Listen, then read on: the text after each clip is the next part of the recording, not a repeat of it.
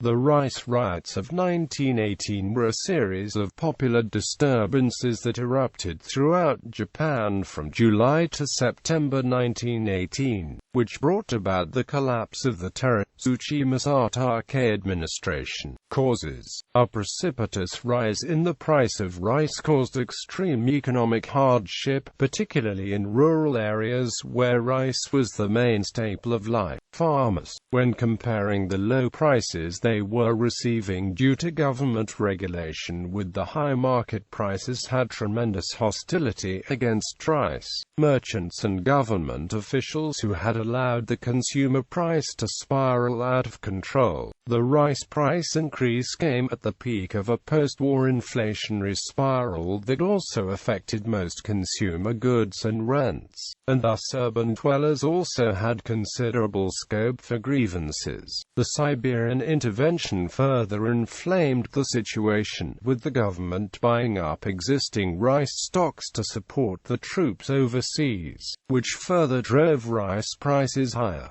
The government intervention in economic affairs caused rural protests spread to the towns and cities. The rice riots were unparalleled in modern Japanese history in terms of scope, size and violence. The initial protest occurred in the small fishing town of Uozu, Toyama Prefecture, on the 23rd of July 1918.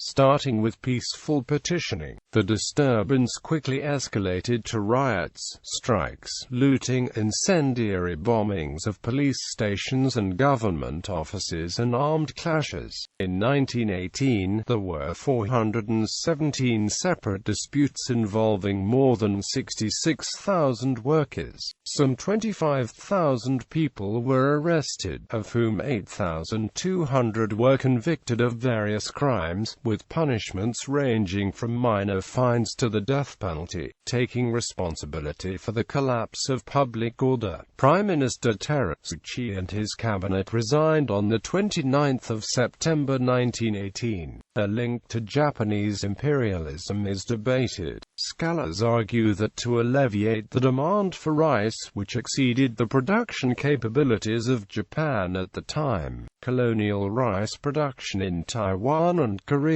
was intensified.